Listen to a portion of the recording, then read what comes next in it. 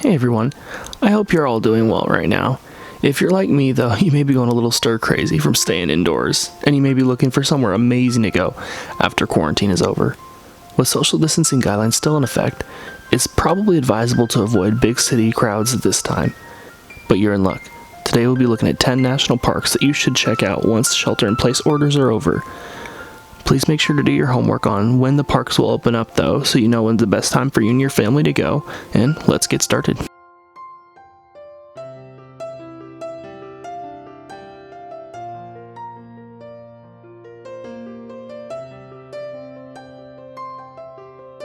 Yosemite National Park. Yosemite is kind of the all-American stereotypical national park. It has beautiful views, great hiking trails, and world-famous landmarks. Some iconic sights to see while you're in the park is Yosemite Falls, El Capitan, Half Dome, and Yosemite Valley. If you're interested in climbing, the park is home to some of the most difficult climbing routes in the entire country. The go-to trail in the park seems to be the Half Dome Trail, but plan on this hike taking up most of your day, being that it's nearly 15 miles long. Now, I was tempted to leave Yosemite off the list because it could be overrun with tourists this summer after the stay-at-home orders are lifted, so just please be safe.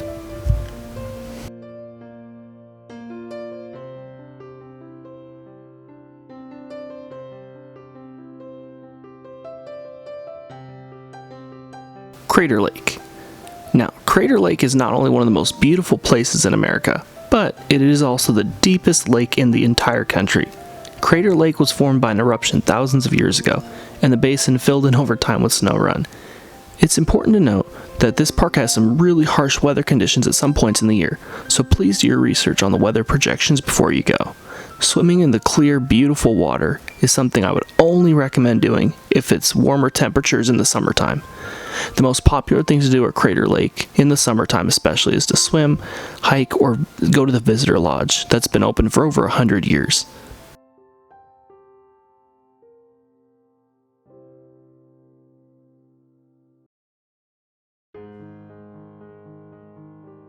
Denali National Park. Now, Denali National Park is named for the mountain which is the highest peak in North America. This is one of the most remote national parks, and any trip should be planned out in detail. This park has many wild animals and is known for having large numbers of bear, moose, caribou, and wolves, so please be prepared to take any necessary precautions for your safety. One of the main motivations for some individuals to come to this national park is to see a rare phenomenon that can only be experienced in a few places in the world, the Northern Lights. Now, I didn't realize you could see the Northern Lights in the US anywhere, so this is definitely something I'll look into checking out.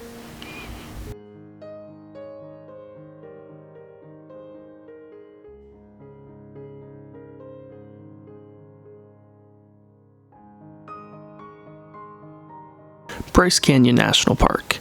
Now, Bryce Canyon is located in southern Utah and gets almost 2.5 million visitors a year. Bryce Canyon is famous for its incredible amphitheater and orange rock. The park features several great day hikes and many geologically unique features, and you will find it easy to get to any of the main spots in the park.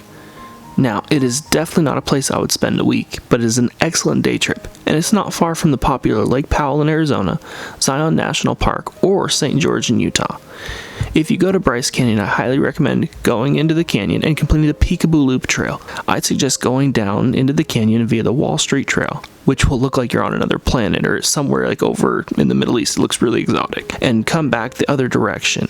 I can't remember the name of that trail, but it has gorgeous views overlooking the canyon.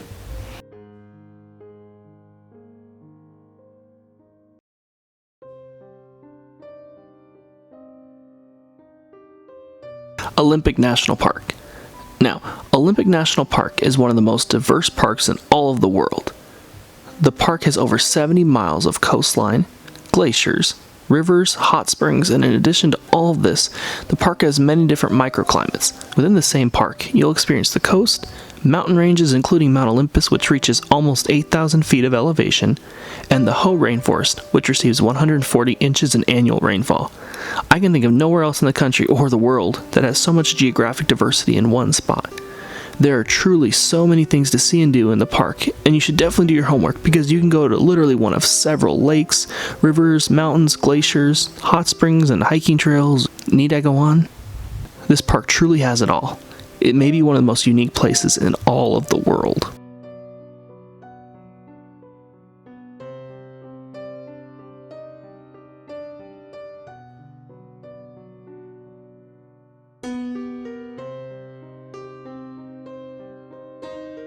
Zion National Park. Now, I have to admit, I have a bias here. I've been to Zion a couple times, and it's one of my favorite national parks. This park does come with one major drawback in our current state. The way you navigate through the park is on their shuttle service. Regularly, this is no problem, but if we're being asked to stay 6 feet away from people, that could be very difficult. If you're someone who has mobility issues, I think you may find Zion to be a great park to visit. You can sit on the shuttle and enjoy the beautiful views without even having to get out of the shuttle. For adventure enthusiasts, the park offers the most popular hike in the country, Angel's Landing, which is just over 4 miles. When you get to the top of the trail, there is a beautiful overlook and you can see Zion Canyon from above. However, the trail doesn't stop there.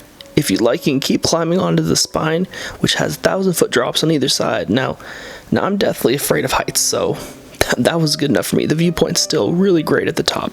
I like breathing too much to risk my life.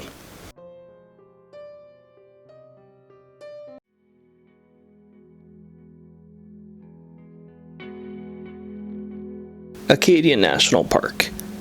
Acadia is located on Mount Desert Island in the beautiful state of Maine. Now, I'm really not sure why it's called desert, because it literally looks like some of the most beautiful coastline in the country. This is the oldest national park on the East Coast. It's plain to see that Acadia's landscape is uniquely beautiful, especially when you combine the combination of the coastline, ocean, mountains, and trees. One thing to check out is Cadillac Mountain, which is the highest coastal peak on the eastern seaboard. As with most national parks, there are beautiful hiking trails. This one just happens to come with coastal views. Jordan Pond Loop Trail looks like a fantastic family-friendly option because it's beautiful and it looks like it's a flat trail as well. Acadia is definitely one of the national parks that I haven't been to that I'm dying to visit.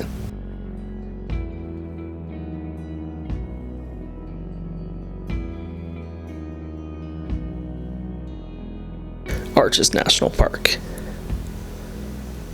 Now, I just went to Arches in February, and I have to tell you, I was blown away. There are over 2,000 arches in the park. The Delicate Arch Trail is the most popular hike in the park, which leads to Delicate Arch, which is the most famous arch in the park. If you're someone who is afraid of bears, but wanted to still go to a national park, this is the place for you. Bears are definitely not regular visitors in this park. For any of you film enthusiasts out there, you may enjoy seeing the Double Arch, which is one of the locations used in the 1980s classic Indiana Jones and the Last Crusade. Now, when I traveled in February, I enjoyed the abundance of hiking trails and also the town of Moab. One thing to note is Moab restaurants are a bit more expensive than the average small town, so just keep that in mind, but you'll really enjoy your time at Arches.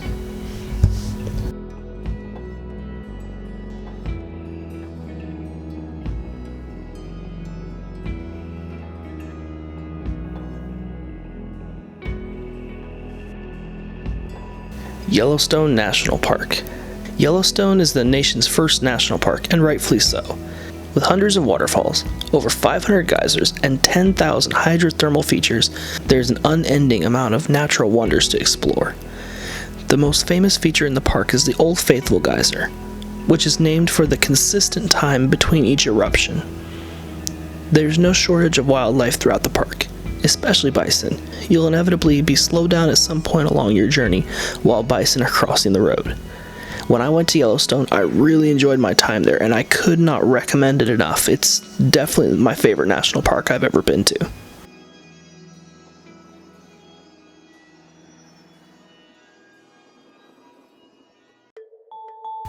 And coming in at number 1 is Glacier National Park. Now, Glacier straddles the border between Montana and Canada. The most recent information I could find said that there are over 20 active glaciers in the park, the largest glacier being the Blackfoot Glacier, which is over a half a mile long. There are hundreds of miles of hiking trails, an abundance of amazing views of this national park. If you're up for a challenge, you should look at the Grinnell Glacier Trail. It's an 11-mile out and back trail that looks like a gorgeous hike. Now, I know several people who have been both to Glacier and Yellowstone, and without fail, all of them recommend Glacier over Yellowstone. So I definitely can't wait to go there myself.